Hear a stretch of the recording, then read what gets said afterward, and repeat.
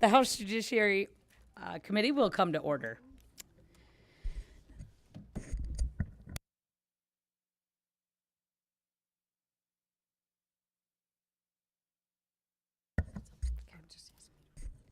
So as a reminder, stakeholders submitting their positions and wishing to speak, please submit a card up here to the clerk or to Emerson, my staff right here, and he'll get it to the clerk. Madam Clerk, would you please read the letter from Speaker Hall? A letter dated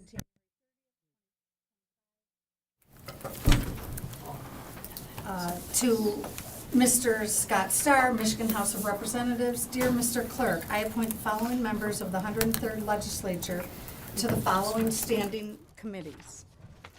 Judiciary, Representatives Leitner, Chair. Bagol, Majority Vice Chair. Wozniak, Harris, DeBoyer, Johnson, Schuette, T. Carter, Minority Vice Chair. Hope, Breen, and Scott. Sincerely, Matt Hall, Speaker of the House, 42nd District.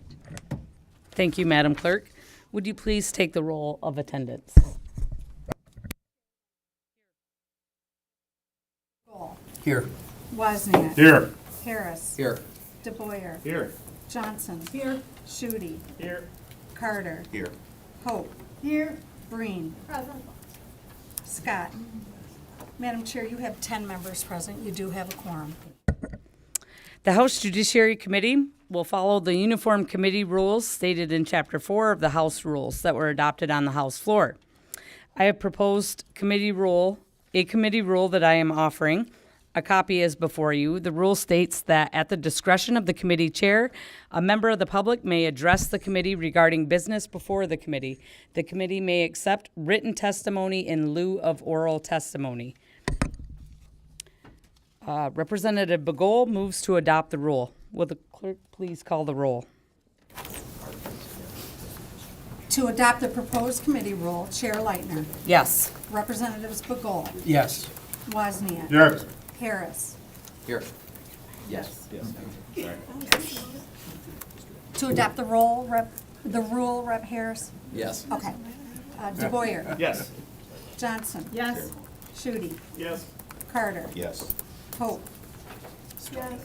Breen. Aye. Scott. Madam Chair, you have 10 yeas, 0 nays, 0 pass. The rule is adopted. Thank you. Representative Schuette moves to adopt Wednesdays at 10:30 a.m. in room 521 of the House Office Building as the normal day, time, and location for meetings of the House Judiciary Committee. Will the clerk please take the vote? Time and location. Chair Leitner. Yes. Representatives Bagol. Yes. Wozniak. Yes. Harris. Yes. DeBoyer. Yes. Johnson. Yes. Schuette. Yes. Carter. Yes. Hope. Yes. Breen. Aye. Scott. Madam Chair, you have 10 yeas, 0 nays, 0 pass. The daytime and location are adopted.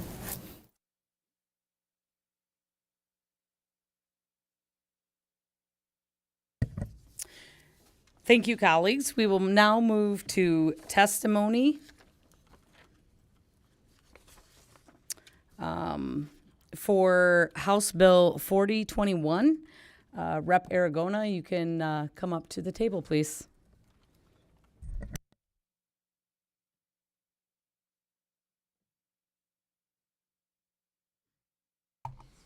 Thank you, Madam Chair and colleagues. House Bill 4021 is looking to solve an issue that we're finding in many of our district courts throughout the state. When there's an issue between a landlord and a tenant, there has to be 2 hearings before any type of action is done, whether adverse to the landlord or adverse to the tenant. That first hearing is called an advice of rights hearing. Both parties are often present, and the district court judge will say, all right, these are your rights. This is what your rights are as a landlord. This is what your rights are as a tenant. During some of the COVID times, there was an emergency order that said that magistrates could handle that first hearing. It was simply an advice of rights hearing. Magistrates are lawyers that, are expert matters in these type of things, so they could simply handle a advice of rights. That emergency order expired. So what this bill is looking to do is codify those changes. District court judges are in favor. The ones in my area are the ones who actually brought this to my attention. And the reason is it clears up a lot of their docket. This is more of a paperwork, simple type of hearing that they can address, that magistrates can address, and the district courts are in favor of allowing their magistrates to do it. And magistrates, of course, it empowers them to have, more things that they can do within their job. So any of them that I've talked to have also been excited about it. So that's the long and short of the bill. Madam Chair, I can take any questions if you have any. Rep. Harris. Thank you, Madam Chair. I promised you I'd throw you one. Over COVID, while this was going on, did we see any negatives to this happening? Were there any negative results or challenges? No, not that I know of. Obviously, throughout COVID, a lot of things went online over Zoom, Teams, what have you, and this allowed the dockets to be cleared up quicker. So there was positives, and to date, I haven't heard of any negatives. Thank you. Rep. Breen. Thank you, Madam Chair. Thank you, Rep. Aragona, for bringing this forward. I know we talked about this one last term. I'm in favor of this bill with a few tweaks that I hope you might consider.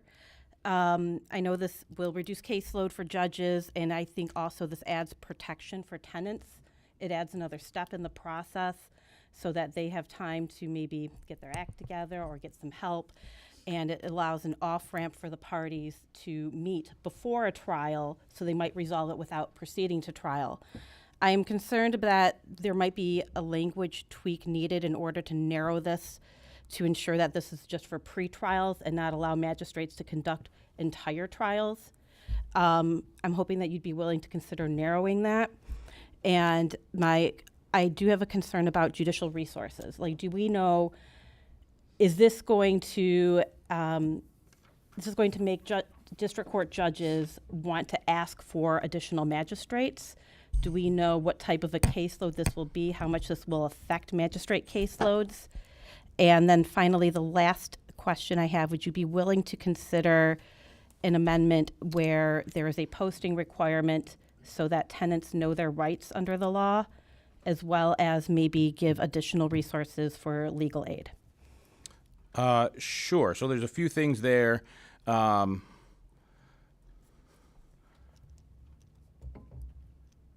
I'm just writing down a few of those things just so I can keep myself. I know on it's a course lot.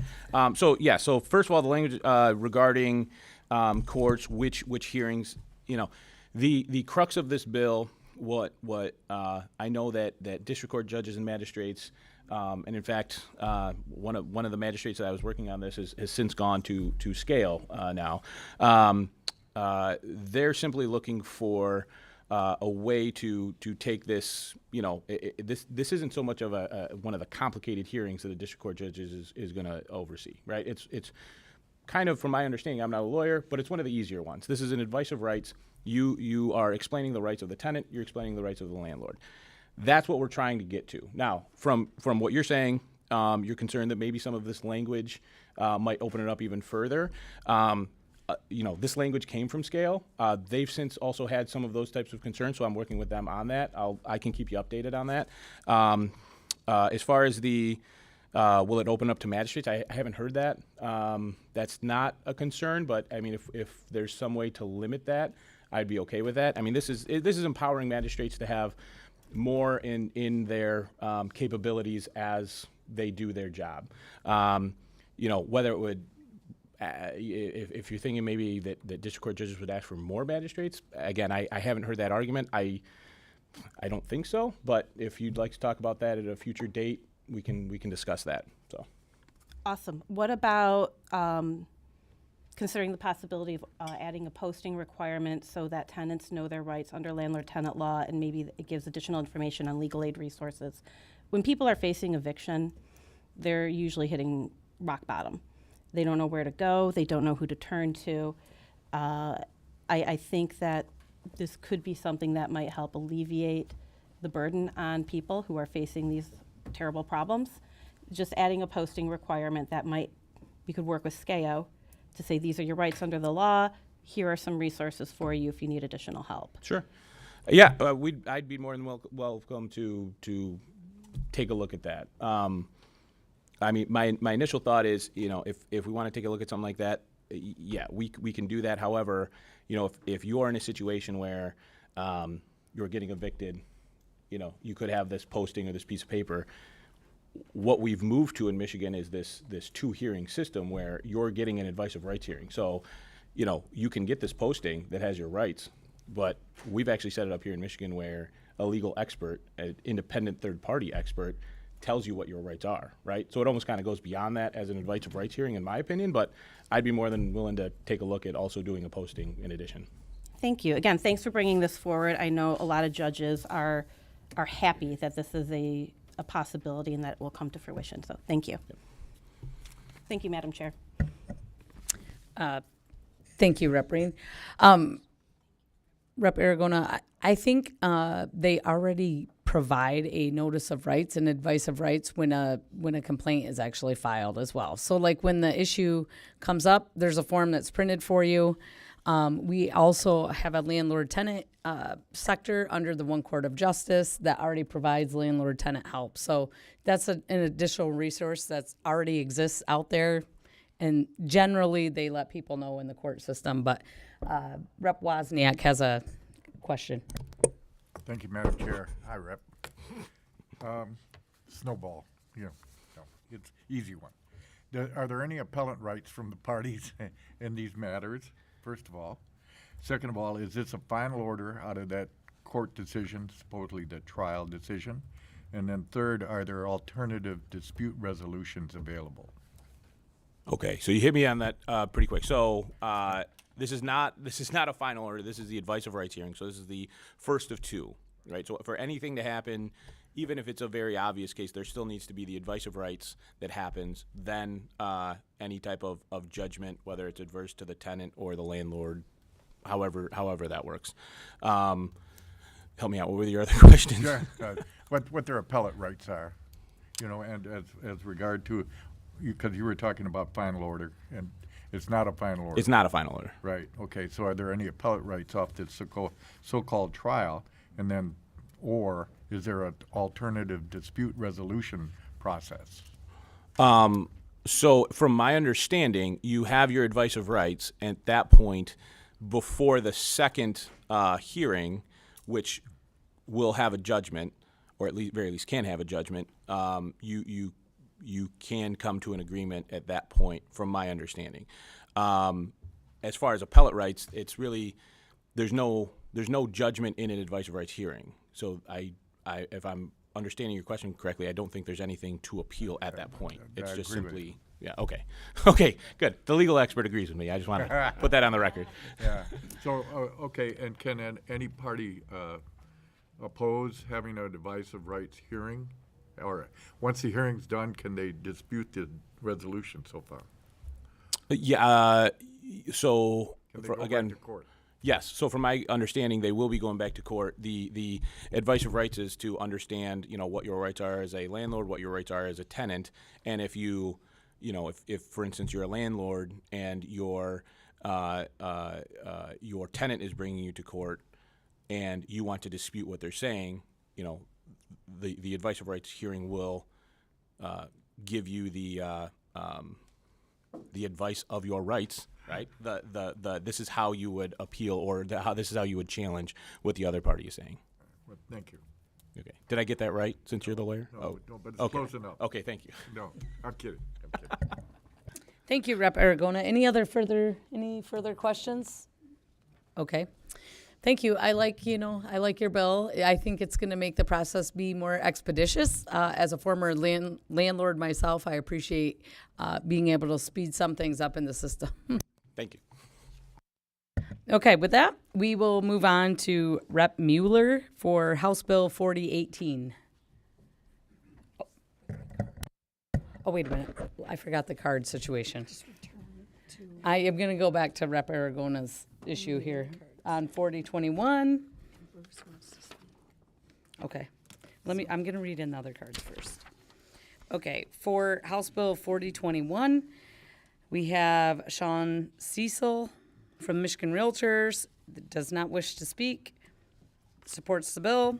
We have Judge Karen Volvo from Michigan District Court Judges, supports the bill, does not wish to speak. House Bill 4021, Nathan Triplett does not wish to speak, supports the bill from the State Bar of Michigan. Jim Schaafsma, Michigan Poverty Law Program, opposes the bill and does not wish to speak. We also have Michigan Coalition Against Homeless that opposes the bill and not wishing to speak. And then we have Bruce Timmons. I'm sorry, Mike, I'm going to have to bring Bruce Timmons up. He wants to speak for just a moment. Bruce Timmons opposes the bill and wishes to speak on 4021.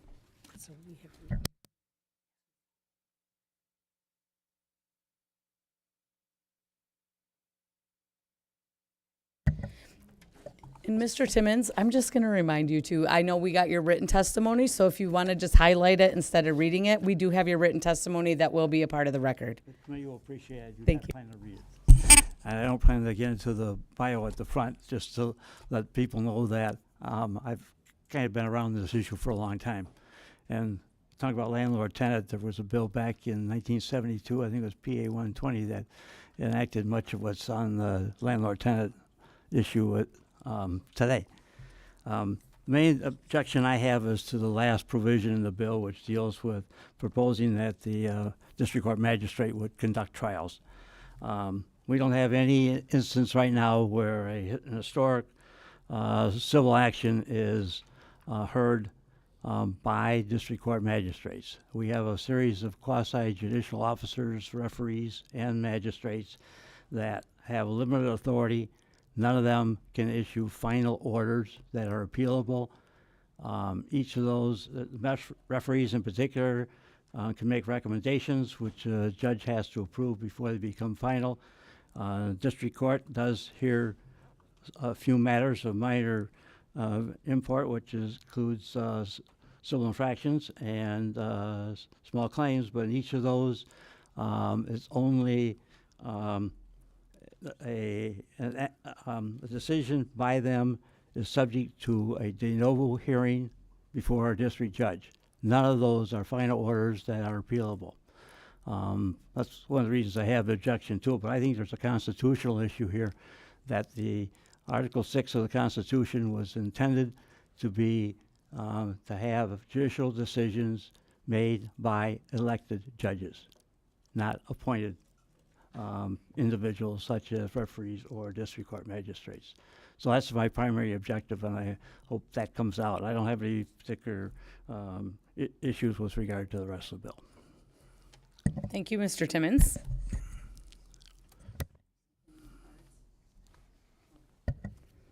All right, well, with that, we will move on now to Rep. Mueller's bill. Sorry, again. House Bill 4018.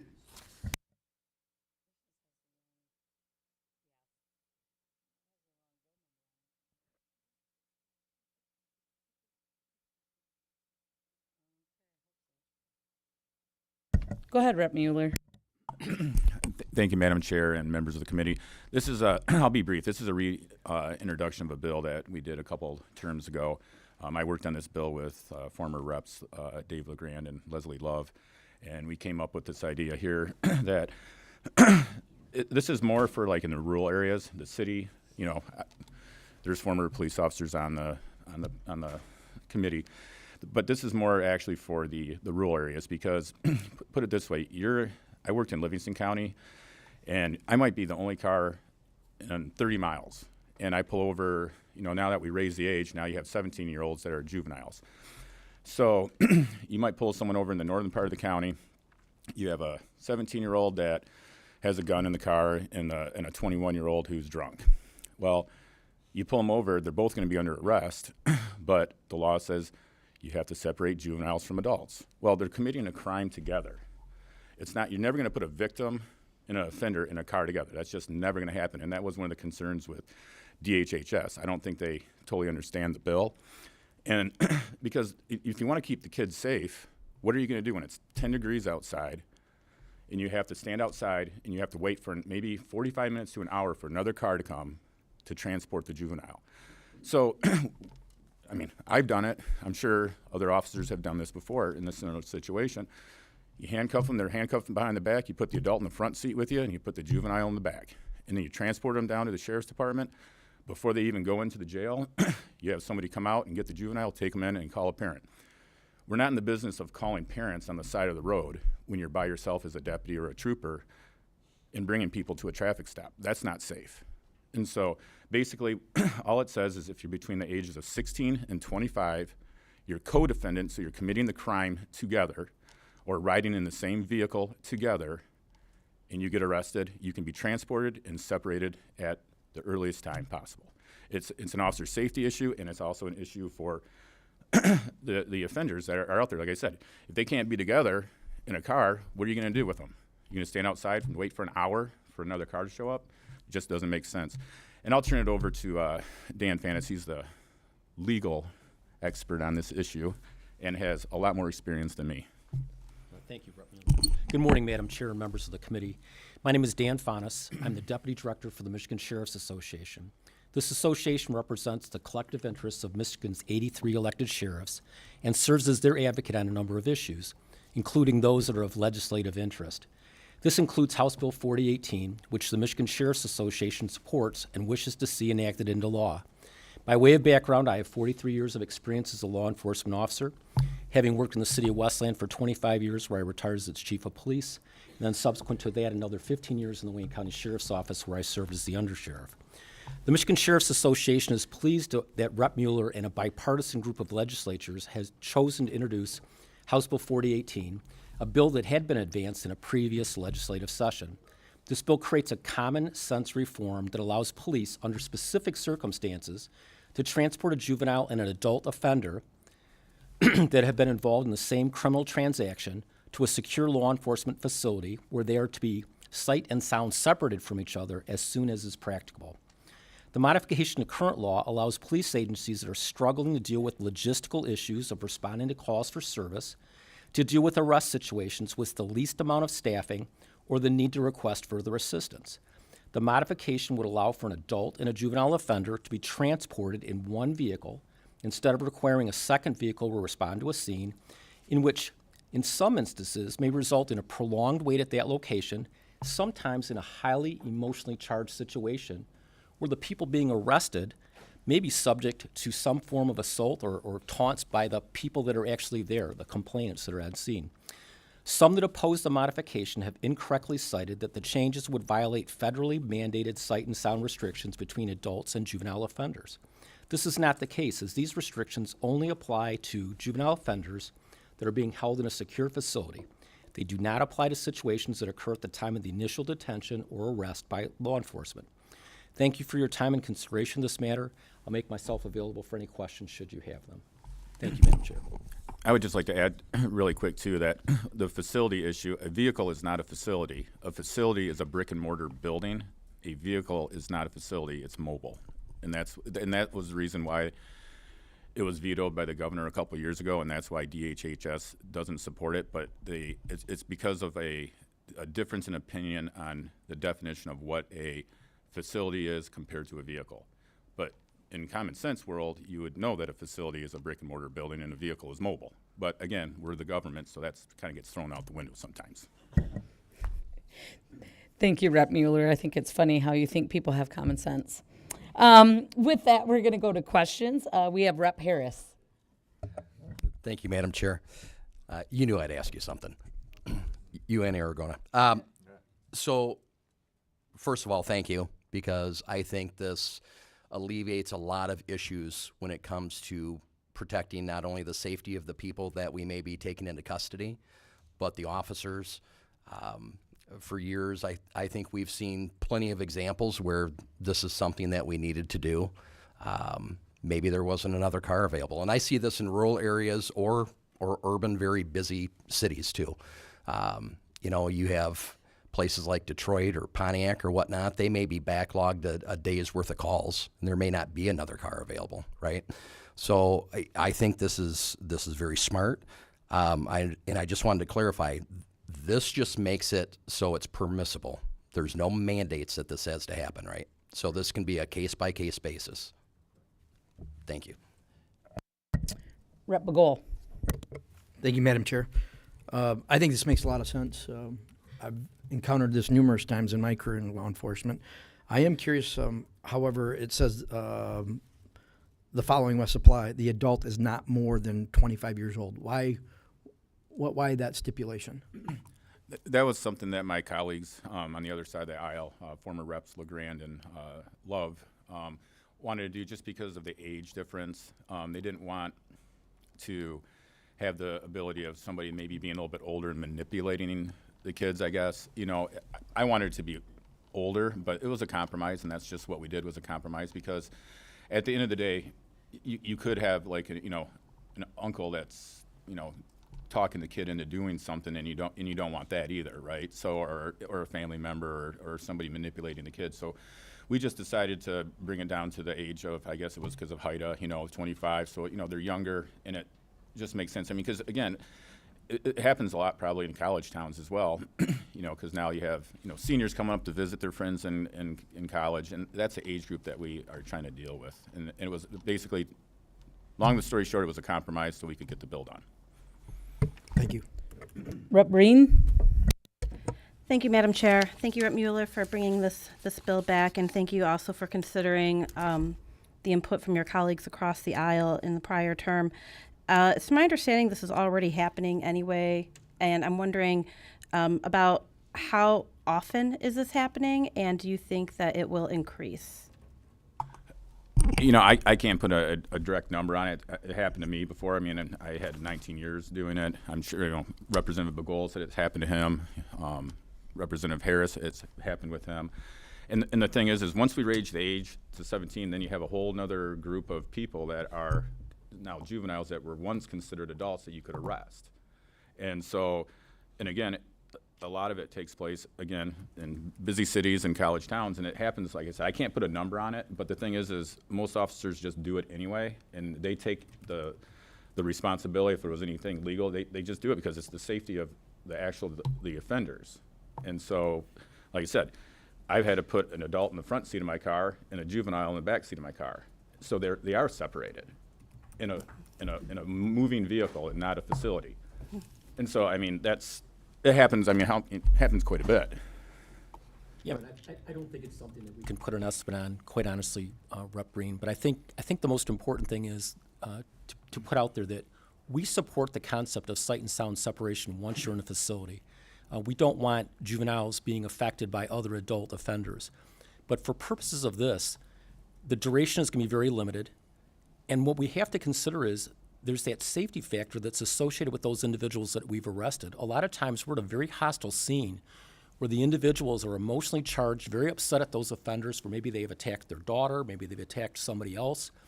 And it's imperative for us to be able to protect those individuals that are in our care and custody as well. And if we were to have to remain there to wait for a second car to get there, we're putting those people in undue jeopardy, and it's just an unrealistic situation that's foisted upon our officers, and we want to give them the relief from the necessity of having to do that.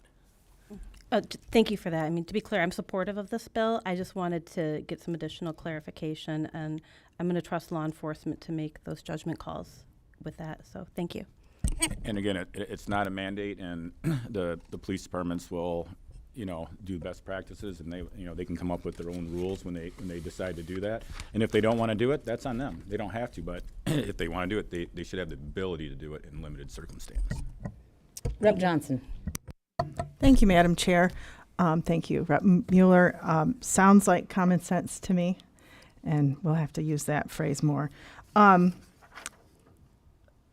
just had a question about what other rules are there and parameters for dealing with youth that are other than transportation exactly in the vehicle? Like what other safeguards are there for the juvenile?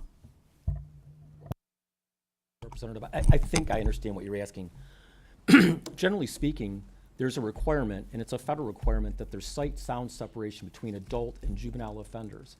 And we have to put that in full context. I don't believe that that law was created to focus solely on individuals that were involved in the same criminal transaction. This is to prevent a juvenile offender from having prolonged contact, for example, sight and sound contact, with other adult offenders that have nothing to do with them, which may ultimately influence them over a period of time in which they're incarcerated. So the federal government puts those restrictions on local law enforcement, and if they violate that, then they're not eligible to receive certain federal funds. Everything that's been cited that has any type of relationship to this whatsoever is all related to secure facilities where people are incarcerated pending trial.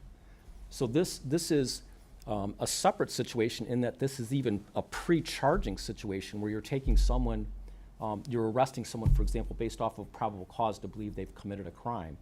And so this is just that limited duration condition that once they reach a secure facility, then the automatic mandate will kick in that they have to have sight sound separation from each other. From not only from them, but from any other adults that could come into contact with them. And to follow up just a little bit is juveniles hardly ever go to jail.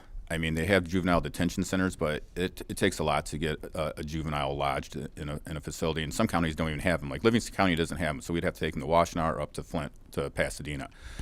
And the thing is most of the time, you know, when you deal with a juvenile, you take them back, well, like I did, to the sheriff's department, and you just have to sit them in the holding cell up front where you had a desk sergeant sitting there, and you'd call a parent. So because the juveniles aren't made to be in prison. You know, the only ones that go into the juvenile detention centers are the very violent ones. So that's, I mean, they you know, they take the precautions to make sure the juveniles are safe, and every department does it already.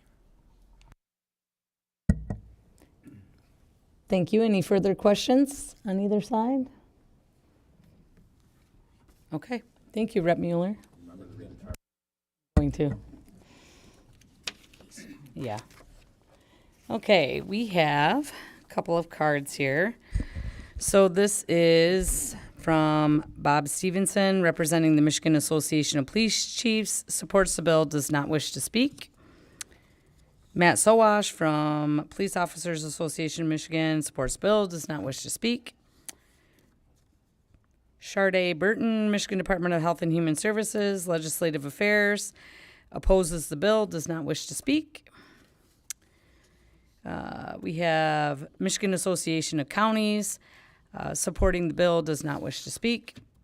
Michigan Fraternal Order of Police supports the bill, does not wish to speak. Oh, written testimony has been uploaded. And that's it. All right, with that, we're going to go ahead and move on to the Michigan State Police. They offered to come give us a little presentation today on their role in the judicial system. So go ahead and come on up, Sergeant Christina Drost and Travis Fletcher.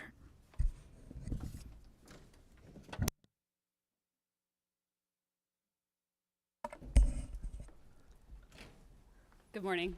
Thank you, Chairwoman Leitner, Vice Chair Bagol, Vice Chair Carter, and members of the esteemed Judiciary Committee. It is truly a privilege to be here. We hold this committee in such high regard, and we love the work that you do, and we love the opportunity to work with you on the matters that you work so hard on.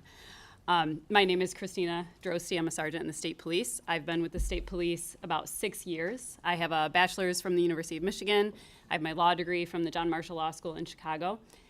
Before I joined the department, I was an assistant prosecutor in northern lower rural Michigan. And since I've been in the department, I have held a few different roles. I've been road patrol in northern lower Michigan at the Gaylord Post, executive protection for Governor Whitmer, and I have served and remain serving as a legal instructor at our training academy. And now, of course, I'm your legislative liaison to the Department of State Police. And good morning. My name is Sergeant Travis Fletcher. I've been with the Michigan State Police for nearly 9 years now. After completing my undergrad in criminal justice, I went on to Purdue University to earn my master's in Homeland Security and Emergency Management. I've had a few different roles in the department, including General Patrol out of our Jackson post, and then I've also served in a few different capacities, including as a community service trooper on our tactical bike team, serving on staff for a few of our different trooper recruit schools, and now serving as a legislative liaison for the state police as well. I'm very happy to be able to work with each of you when it comes to criminal justice and on matters revolving public safety. We're going to take the next couple minutes just to kind of go over the Michigan State Police and some of the services that we are able to provide to you and your constituents. And we always welcome you guys to reach out to us if you need something or if there's something that, a matter that we can work together on to address public safety. The next few moments, like I said, just want to highlight where we came from and who we are today. The Michigan State Police, as you know it, first started in 1917 as the Michigan State Constabulary. We were kind of born out of the necessity of needs during the World War I, when there were needs in Michigan revolving around public safety matters.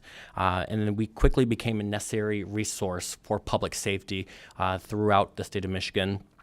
Sort of supplementing local law enforcement agencies as well, at a time where there was limited jurisdiction, limited public safety resources, increasing auto, traffic, and labor unrest in the early 20th century. Over the last 108 years, the Michigan State Police has grown to become a leader in public safety here in Michigan, across the nation, and in some respects globally. We have become the first modern full-service state police agency in the nation and have been leaders in various different areas, including criminal investigations, specifically in the creation of the Bureau of Identification and Investigations in our polygraph unit, developing the first state police scientific crime lab, as well as assisting Michigan State University in creating the first or standing up the first professional policing administration program for new professionals looking to enter into this profession, and many others. Today, we are about 1,800 enlisted members strong and about 1,000 civilian members. A lot of times when people look at the state police, they think all we do is stop people on the side of the road. That simply is just not true. There's so much more to the Michigan State Police. We provide a lot more services than just traffic enforcement and emergency response. We are motor carrier and state property security officers. We're dispatchers. We are intelligence analysts, forensic scientists, school safety experts, cyber and computer crime experts, and so much more.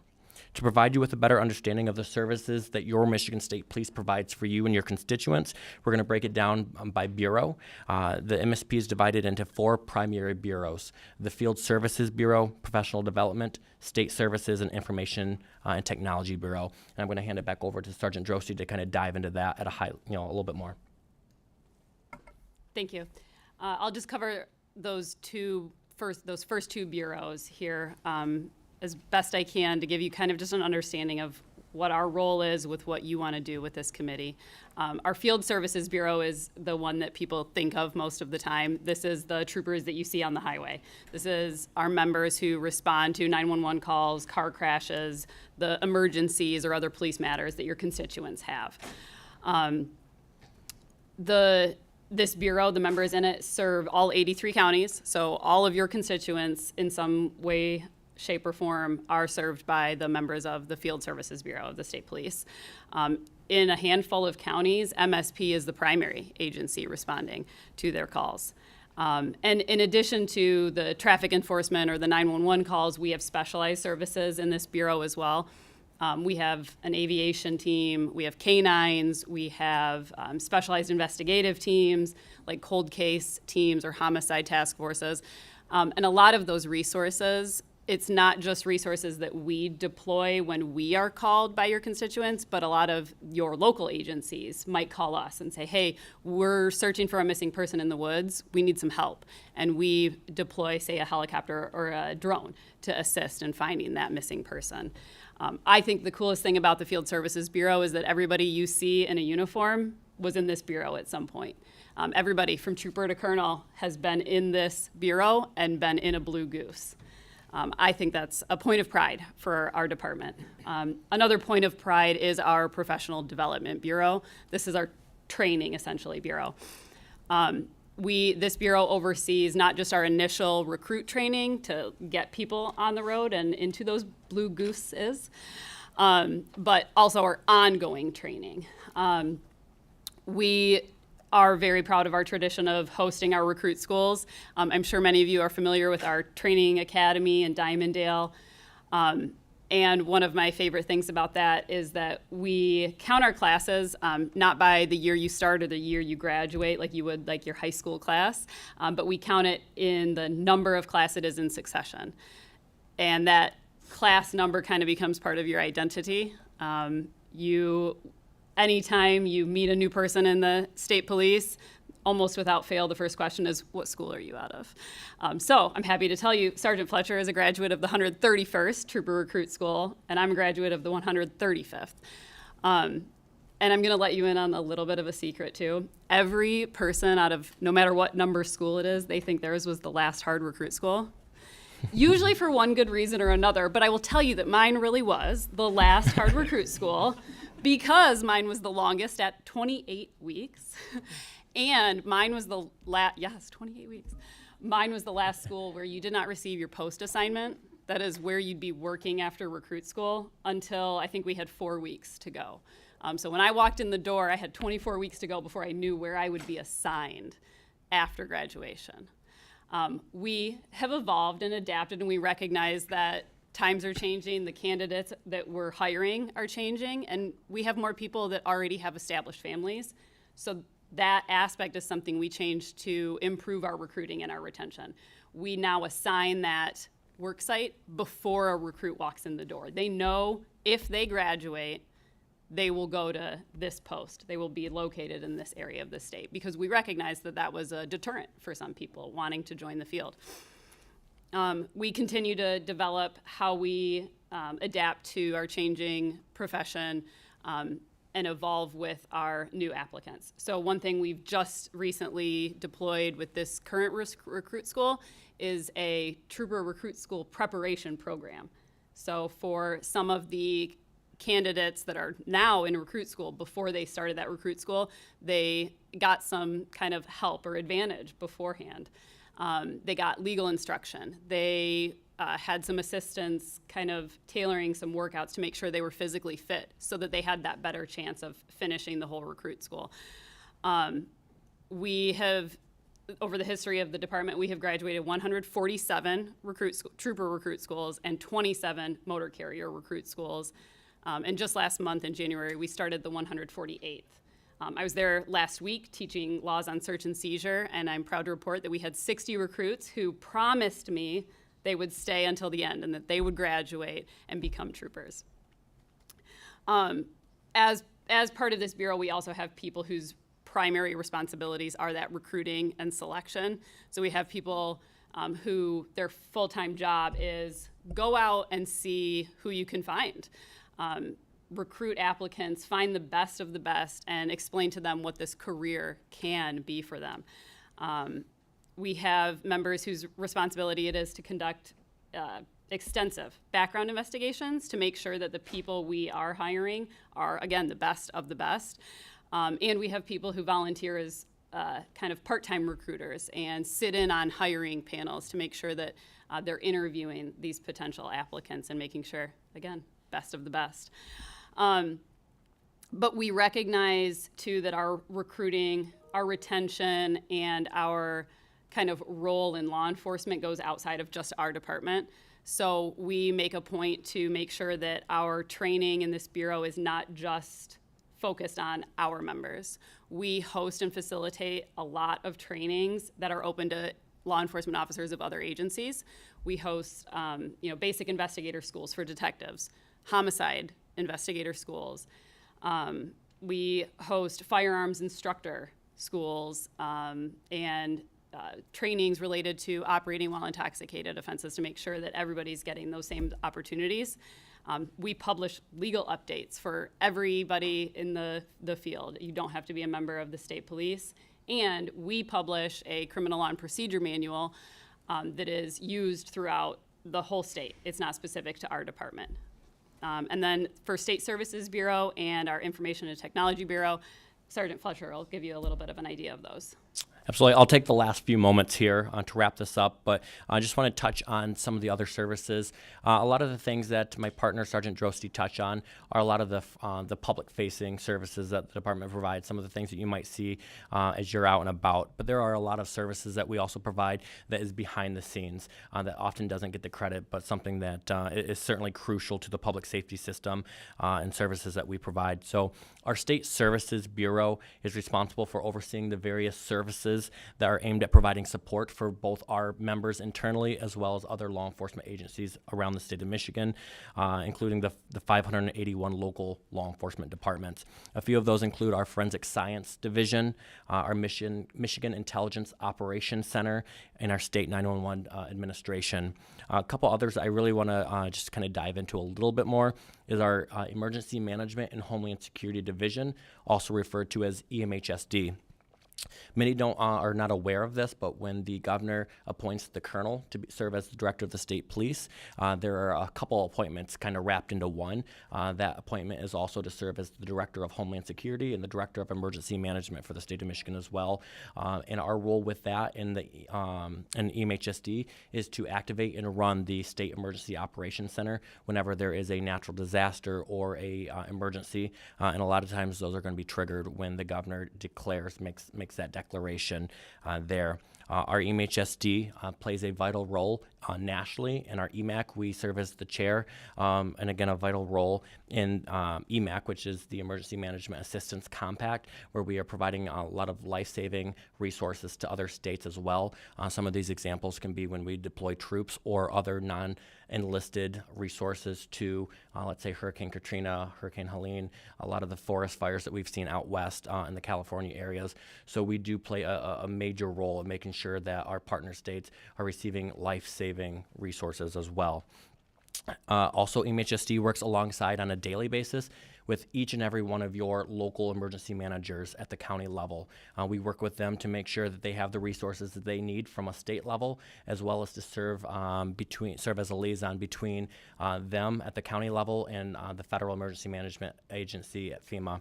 And a few of those examples that we're working with the locals on a daily basis, if you think back a few years to the Midland Dam incident there, which had huge impacts on that region, as well as I know the Metro Detroit region is no stranger to flooding, so we are always constantly working with the locals on that as well, along with the unfortunate increase that we continue to see in tornadoes across the state of Michigan. If we think back just a few months ago to some of the ones that ripped across southwest Michigan and other various areas, Gaylord as well. So our EMHSD folks continue to make sure that the locals have what they need and that we are providing a resource to local government as well as constituents.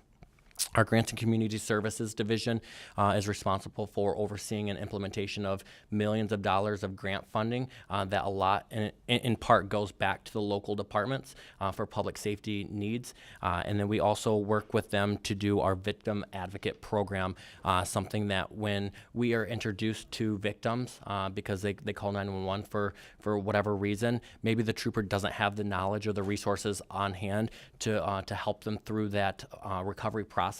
We have victim advocates that can kind of step in and take that role to make sure that we are providing victims with the most amount of resources possible. We have seen a lot of success with this program, and it's actually something that, if you look in the governor's executive recommendation for this year's budget cycle, is something that we're hoping to expand that a bit more as well, and sort of staying victim-centered in that respect. And then lastly, in this division, I'll touch on Office of School Safety and OK to Say. Our Office of School Safety employs true school safety experts, and they work hand in hand with the newly formed Office of the School Safety and Mental Health Commission to make sure that when we send our children to school, that they are as safe as they possibly can be. And anything that has to do with school safety, we ask you to work with us so we can continue those efforts there. And then I'll touch on OK to Say, a program that we took over many years ago. but continue to see great success with.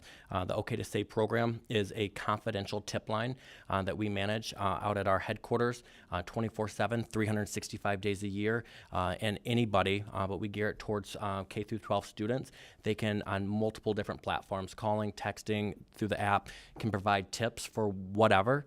And that will trigger a response that we will then work with the locals to make sure that they are getting the necessary responses.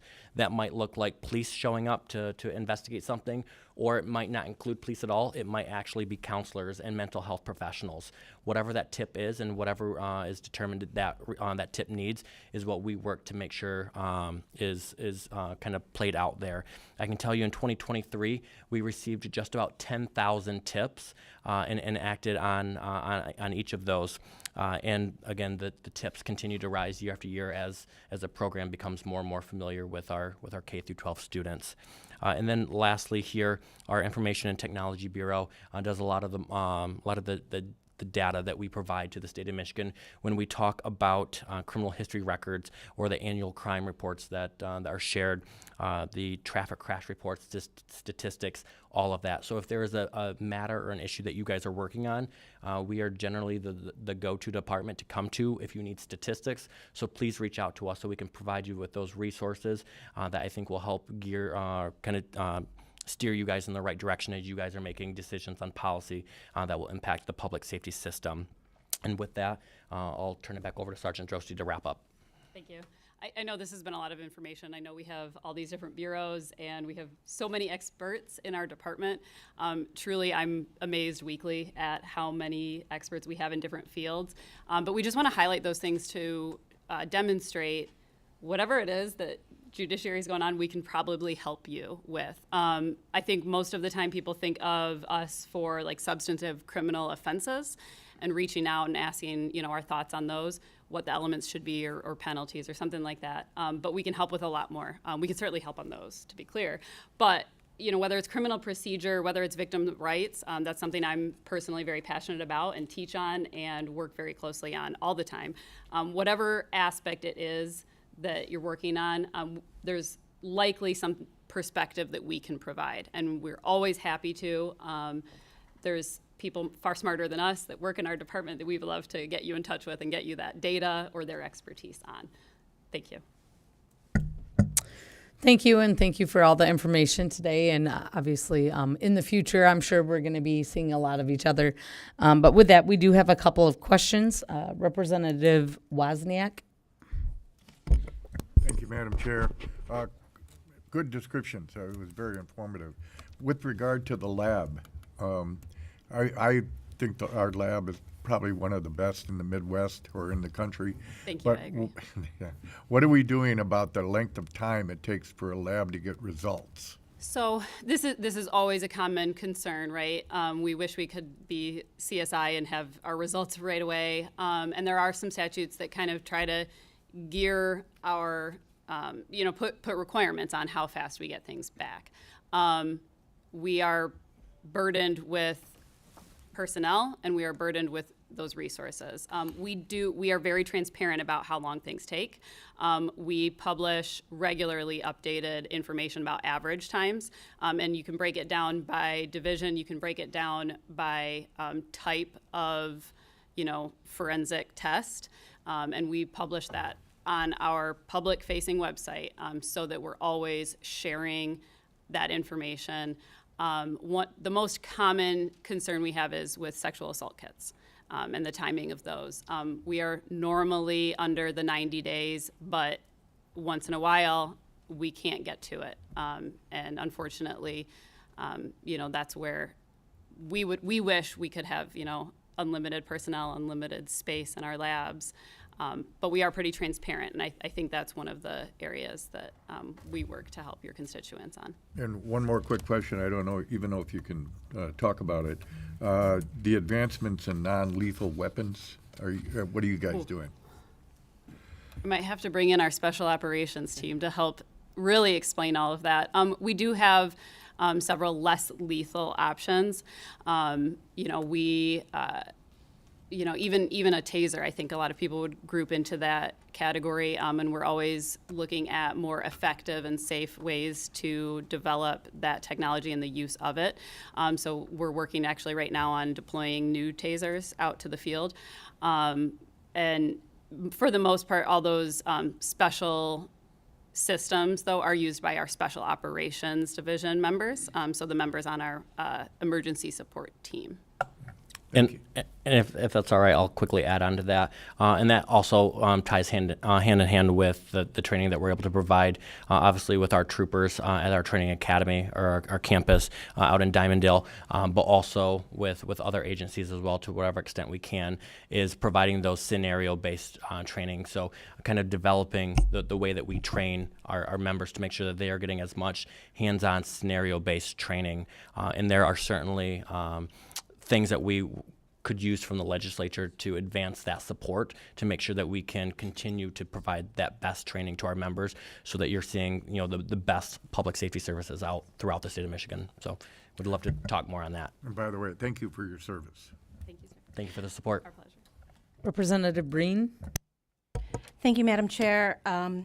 Thank you for everything that you guys do. I know we worked a lot together last term, and I will follow up with you offline on OK to Say and the School Safety Commission. But as you know, last term we passed 3 pieces of legislation regarding firearms, trying to reduce gun violence, and Sergeant Drosty was particularly helpful with ERPO. I'm wondering if you have any information on the implementation of those particular acts, if you've heard any horrible stories or any other information that you might have as far as working through the implementation of all these bills. Sure. So State Court Administrator's Office recently published their report on the first year of ERPO specifically. And for the most part, wildly successful. I can tell you from, my experience reviewing like how that tool was used, it was largely used by law enforcement petitioners, which I think when we were having those conversations, we had a lot of apprehension on the law enforcement side, but we recognized that it is a helpful tool to keep everybody safe. So that report just came out, I think, last week, and happy to share that with you if that's something you would like to take a look at. The other ones, so like safe storage, there have been, several cases prosecuted, unfortunately. It's great that we have that tool. I guess the unfortunate part is that it had to be used because something happened. A minor accessed a firearm and harmed someone else. Those are tragic. But it's good that we have those tools. And I think more importantly, it's, it's a reminder to people who do want to abide by the law, this is the right way to store your firearms, and largely how most responsible gun owners have been storing their firearms. And then with universal background checks, that's not one I really have, much to say on other than, now there's more background checks before purchases. All right, thank you. Thank you. Representative Johnson? Thank you, Madam Chair. You mentioned recruitment, and we know that this is a challenge at state level all the way down to the locals. How far, how depleted are we? How much, where do we need to, what's the measure of the troopers we still need, and also on the admin side for personnel as well? Thanks. Yeah, I would be happy to follow up with you to give you specific numbers, but I can tell you we are certainly lower than we have been in the past decade, especially when we look at the amount of retirees coming up, the individuals that are eligible for retirement, and then we look at the members that are currently in drop who will have to leave, once they near the end of their 6-year drop. We're certainly at a low now, and while there are some investments to continue, hiring new troopers, it's not covering what we're losing. We're at about 1,800 now, and we really need more than that to be able to continue providing the services that are expected of us. But again, I'll follow up with you and give you the exact numbers and some of that historical data over the last decade, so you can kind of see where we've been at and where we're at now, and what that impact is. Okay, thank you. So Rep. Wozniak referenced the forensics labs, and talked a little bit about the sexual assault kits, and I know that in the past, sitting on appropriations, we appropriated a lot of additional money for those kits and, like trying to catch up in different areas. Where are we at with that right now? So I know we are a significant way through a lot of those, the backlog. I don't have a specific number for you. I would love to follow up Is with there you on still that. additional resources being requested in the budget for helping with the backlog, or? I do not believe Okay. that there is additional resources allocated to that. So, and then on the victim advocate program, I know you said you wanted to expand that. So what's the current number on that as far as the dollar amount, and what was the governor's executive recommendation? I know I can look it up, but I thought maybe you'd have it handy since you mentioned it. Yeah, it's at 1.3 million, and that would allow us to hire 8 new individuals that would be then distributed across the state to service the various different regions. Okay, thank you. Any other questions? Well, again, thank you for coming today and giving us a short presentation and answering questions. And thank you for your service. And we will be seeing you again soon, I'm sure. And with that, being no absent members and no further business before the committee, we will adjourn.